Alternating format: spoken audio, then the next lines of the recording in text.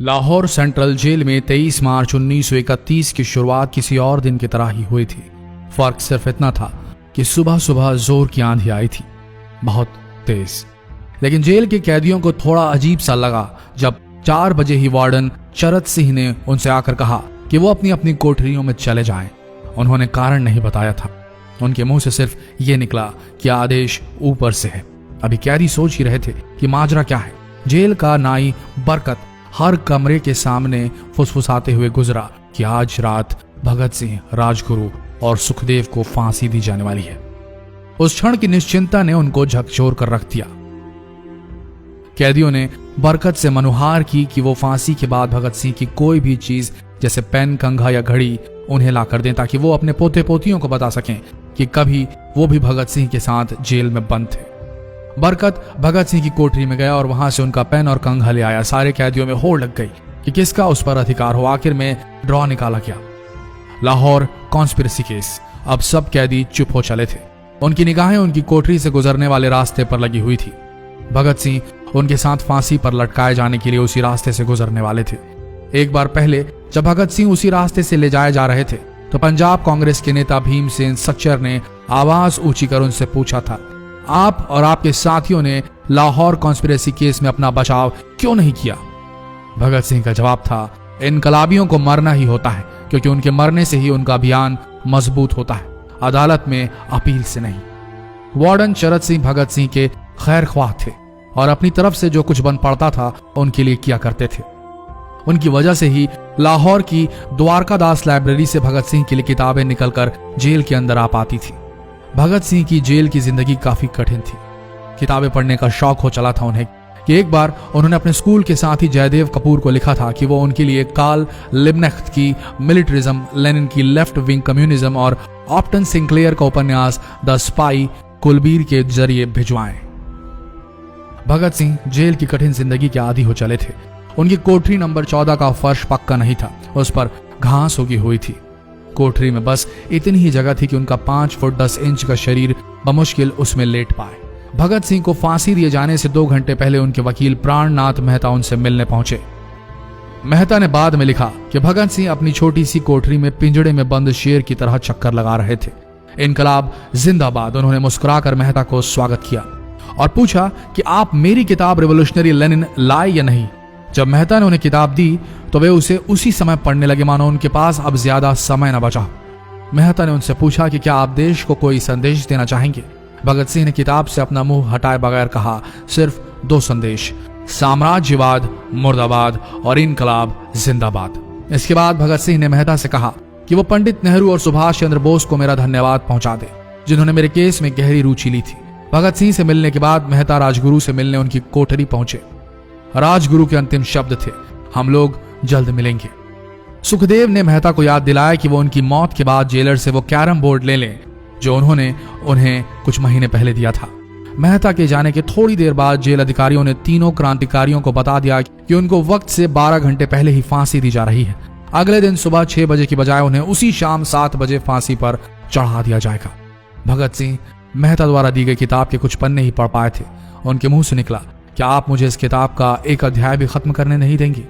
भगत सिंह ने जेल के मुस्लिम सफाई कर्मचारी बेबे से अनुरोध किया कि वो उनके लिए उनको फांसी दिए जाने से 1 दिन पहले शाम को अपने घर से खाना जरूर लाएं। लेकिन बेबे भगत सिंह की इच्छा पूरी नहीं कर सके क्योंकि भगत सिंह को 12 घंटे पहले फांसी देने का फैसला ले लिया गया और बेबे जेल के गेट के अंदर ही नहीं घुस पाए। थोड़ी देर बाद तीनों क्रांतिकारियों को फांसी की तैयारी के लिए उनकी कोठरियों से बाहर निकाला गया। भगत सिंह, राजगुरु और सुखदेव ने अपने हाथ जोड़े और अपना प्रिय आजादी गीत गाने लगे। कभी वो दिन भी आएगा कि जब आजाद होंगे हम, या अपनी ही जमीन होगी या अपना आसमान होगा। फिर इन तीनों का एक एक करके वजन लिया गया। सबके वजन बढ़ गए थे। इन सब से कहा गया कि अपना आखिरी स्नान करें। फिर उनको काले कपड़े पहनाए गए लेकिन उनके चेहरे खुले रहने दिए गए। चरत सिंह ने भगत सिंह के कान में फुसफुसा कर कहा कि वाहे गुरु को याद करो। फांसी का तख्ता भगत सिंह लिए बोले, पूरी जिंदगी मैंने ईश्वर को याद नहीं किया। असल में मैंने कई बार गरीबों के कलेश के लिए ईश्वर को कोसा भी है। अगर मैं अब उनसे माफी मांग लूं तो वो कहेंगे कि इससे बड़ा डरपोक कोई नहीं। इसका अंत नजदीक आ रहा है, इसलिए ये माफी मांग रहा है। जैसे ही जेल की घड़ी ने 6 बजाया, कैदियों ने दूर से आती कुछ पद चांपें सुनी। उनके साथ भारी बूटों के जमीन पर पड़ने की आवाजें भी आ रही थी।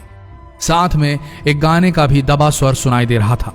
सरफरोशी की तमन्ना अब हमारे दिल में है। सभी को अचानक जोर जोर से इनकलाब जिंदाबाद और हिंदुस्तान आजाद हो के नारे सुनाई देने लगे। फांसी का तख्ता पुराना था, लेकिन फांसी देने वाला काफी तंदुरुस्त।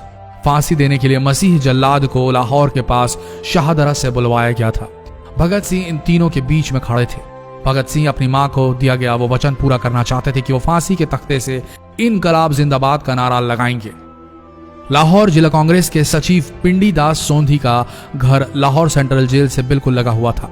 भगत सिंह ने इतनी जोर से इनकलाब जिंदाबाद का नारा लगाया कि उनकी आवाज सोंधी के घर तक सुनाई थी। उनकी आवाज सुनते ही जेल के दूसरे कैदी भी नारे लगाने लगे। तीनों युवा क्रांतिकारियों के गले में फांसी की रस्सी डाल दी गई, उनके हाथ और पैर बांध दिए गए।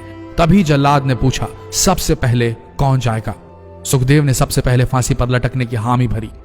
जल्लाद ने एक एक कर रस्सियां खींची और उनके पैरों के नीचे लगे तख्तों को पैर मारकर हटा दिया।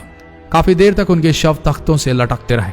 अंत में उन्हें नीचे उतारा गया और वहां मौजूद डॉक्टरों लेफ्टिनेंट कर्नल जे नेल्सन और लेफ्टिनेंट कर्नल NS सोंधी ने उन्हें मृत घोषित किया। एक जेल अधिकारी पर फांसी का इतना असर हुआ कि जब उससे कहा गया कि वो मृतकों की पहचान करें तो उसने ऐसा करने से इनकार कर दिया।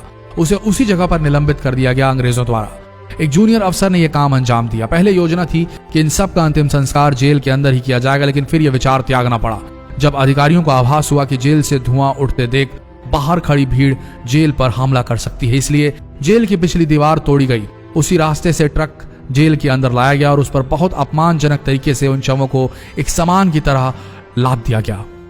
पहले तय हुआ था कि उनका अंतिम संस्कार रावी के तट पर किया जाएगा, लेकिन रावी में पानी बहुत ही कम था, इसलिए सतलज के किनारे शवों को जलाने का फैसला लिया गया।